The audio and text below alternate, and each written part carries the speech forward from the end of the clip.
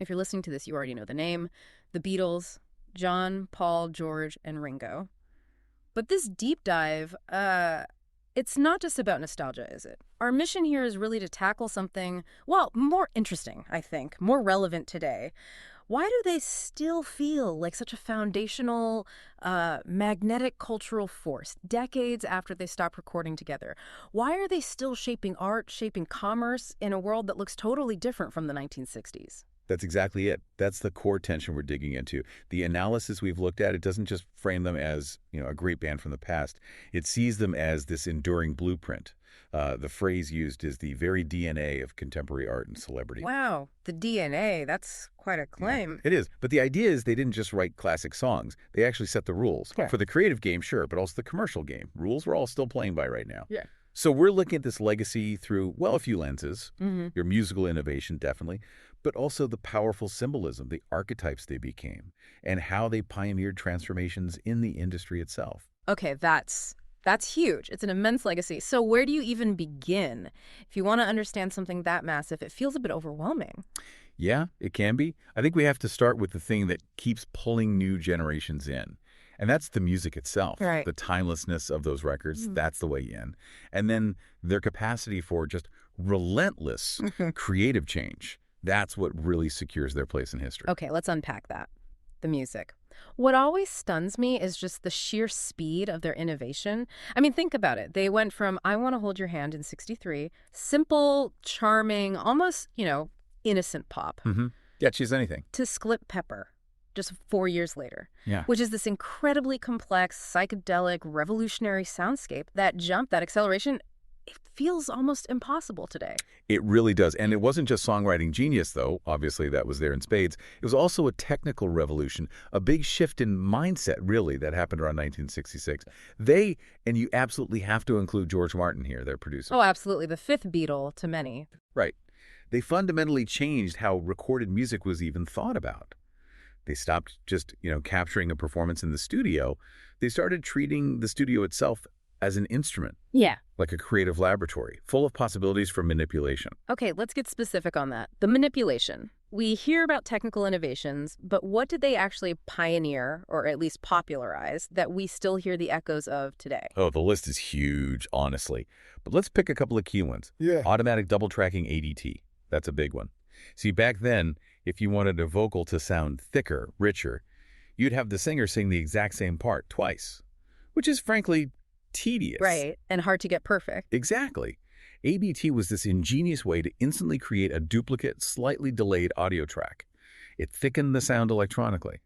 And the story goes they developed it partly because John Lennon just got bored singing the same lines over and over. Huh. Necessity, or maybe boredom, is the mother of invention. Pretty much. And that whole approach, messing with tape speed, using multi-track recorders creatively, not just functionally, that laid the groundwork for, well, almost all modern production techniques you hear now. So you're saying every time a producer today adds some weird vocal effect or builds up these huge washes of sound, they're essentially dipping into a toolkit that the Beatles and George Martin figured out, often on just 4-track machines. In a very real sense, yes. That's incredible ingenuity, often born directly out of those technical limitations. Oh, okay. And this whole experimental attitude, it directly led to the idea of the album as art. By the time you get to Tea Pepper or even Revolver before it, they weren't just collecting singles onto an LP. They were creating these cohesive, conceptual statements. The whole album mattered, more than just the individual songs. They really established that format, the album, as the artist's big defining statement. And the sheer scope within that catalog, that's what gives it such durability, right? It just refuses to be pigeonholed. You've got everything from like the gentlest folk pop ballads, Yesterday, Blackbird, Beautiful songs. to just raw, almost proto-metal aggression like Helter Skelter. And then you have the really out there stuff, the experimental chaos of Revolution 9, that tape collage. And we absolutely have to mention George Harrison's role here, too.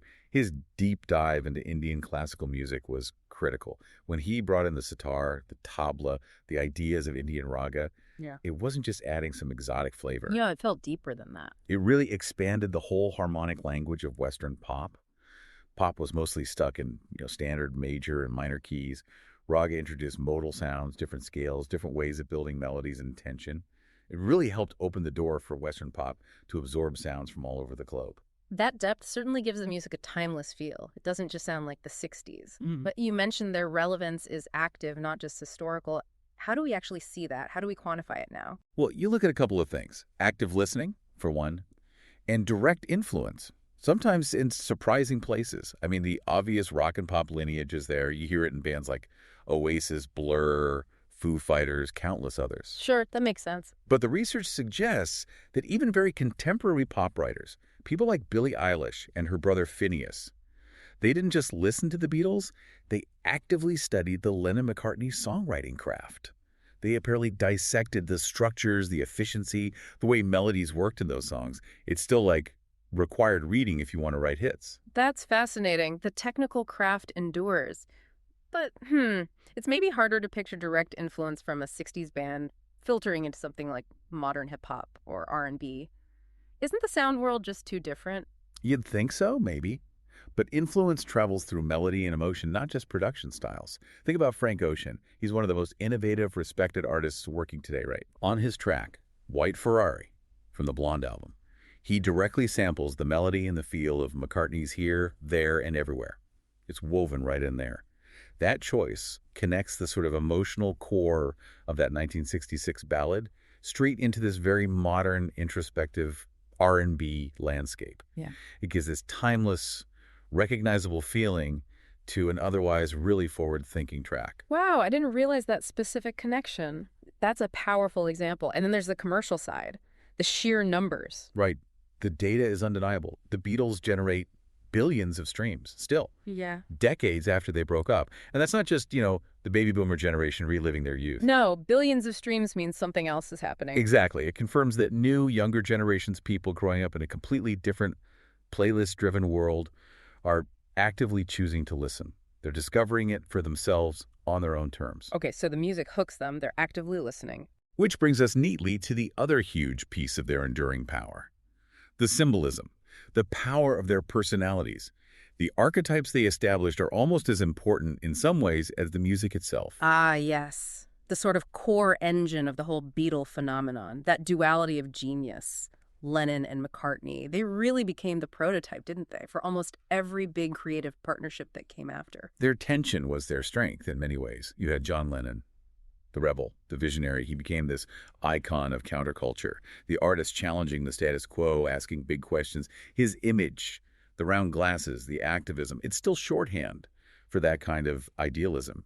And imagine, it's basically a global anthem. Still is, absolutely. And then balancing him, you had Paul McCartney, the master craftsman, the optimist perhaps. He's the archetype of the polished, enduring rock star.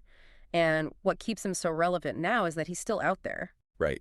His continued presence, touring, playing these massive shows to audiences spanning generations, he provides this living, breathing connection back to that history. For young fans especially, he's the bridge to that past. A tangible link. Exactly. But we can't just talk about John and Paul. The analysis is clear. George and Ringo were essential, not just sidemen. Right, George Harrison, the spiritual explorer, as you called it. Yeah. He wasn't just dabbling. He seriously introduced transcendental meditation, Eastern spirituality, into the mainstream West. It wasn't just a fad for him. That deep interest helped open the door culturally for a broader acceptance of Eastern philosophy, non-Western ideas. You see traces of that everywhere now, from wellness culture to global music fusion. He kind of embodies the artist searching for deeper meaning. And Ringo Starr, the relatable everyman. Sometimes it feels too simple just calling him the drummer. His role was absolutely vital. The analysis calls him the necessary humanity and grounding force. In that sometimes volatile mix of huge talents and egos, he was the steady, unshowy presence, the reliable heartbeat. He provided that solid, relatable foundation that honestly probably kept the whole thing from just flying apart much sooner. Okay, so we have the music, the personalities, the archetypes. Let's pivot to the institutional changes. Because like you said, they weren't just writing songs, they were disrupting the whole industry. They changed the rules of pop culture. And sometimes, looking back, those business decisions feel almost more relevant today than the music itself. It really starts with that first explosion, Beatlemania. That phenomenon showed the world something new, this unprecedented level of global, synchronized, youth-driven hysteria. Before them, teenagers were a market, maybe, but not seen as this force. Exactly. The sheer commercial and social power of the teenage market was poorly understood. Beatlemania proved it was massive. It forced media, advertisers, everyone to suddenly reckon with the idea of the global youth consumer as a central force. You can definitely draw lines from that to modern viral fandoms, can't you? Like Yeah, with K-pop groups or huge TikTok stars. The Beatles kind of proved that a unified young audience could shift the cultural center of gravity. precisely. And their visual impact was just as immediate. Those early mop-top haircuts, then later the incredible psychedelic clothes, they instantly changed global fashion. They were arguably the first massive group to show that an act could be this powerful, cohesive visual brand, a lifestyle thing, reaching way beyond just the music charts. And that iconic Ed Sullivan Show appearance in '64, the sources always cite that as the moment the British invasion truly landed, right? Shifting rock and roll center away from the US, at least for a while. It's seen as the watershed moment, yeah. Yeah. But let's talk about the longer-lasting institutional stuff. The business side. They really did set a new standard for artist autonomy. How so, specifically? Well, primarily, their insistence on writing their own songs and controlling their creative output. Before them, it was much more common for artists, especially pop acts, to be given songs by professional writers. Right, the Brill building model and all that. Yeah. The Beatles fought for and won the idea that the musicians themselves should be the primary creative drivers, not just interpreters. That philosophy spread throughout the industry. But the really ambitious and famously kind of messy part of that push for autonomy was Apple Corps. We can't just gloss over that as a success, can we? We need to talk about what it represented. No, you're right. Apple Corps was this incredibly bold, maybe naive, early attempts to control everything. Their own music publishing, their recordings, films, merchandising, the whole creative empire, owned and run by the artists. An amazing idea, a revolutionary concept for the time. Absolutely. The blueprint was visionary. The idea that artists should own and manage their own work. But the execution wasn't famously chaotic. A bit of a financial mess that launched some cool things but lacked basic business sense. Oh, completely. It was riddled with chaos, failed projects, mismanagement. It became a huge headache. Yeah. But that very ambition and the struggles that came with it, the need for them to eventually figure out how to regain control, that whole saga laid the groundwork. It showed other artists what was possible, even if it also showed how incredibly hard it was. Modern artists setting up their own labels, controlling their own media, they owe a debt to that messy Apple experiment. The Beatles were pioneers by trying, succeeding, and failing so spectacularly in public. It's like the idea itself was more powerful and lasting than the initial flawed execution. And one more thing on the innovation front, we have to touch on the visual side again, beyond fashion, music videos. Yes, their promotional films, especially for songs like Strawberry Fields Forever and Penny Lane, Yeah. these weren't just clips of them playing. They were like short, surreal, artistic films, really sophisticated for the time. They were early, crucial examples of what evolved into the modern music video. They grasped very early on that sound and vision needed to merge for maximum impact in popular culture. So all these innovations, ADT, the concept album, Apple Corps, the promo films, they eventually just became part of the fabric of music. Which brings us to what the analysis calls maybe the highest form of influence. This idea of the Seinfeld is unfunny principle. It's a really insightful concept.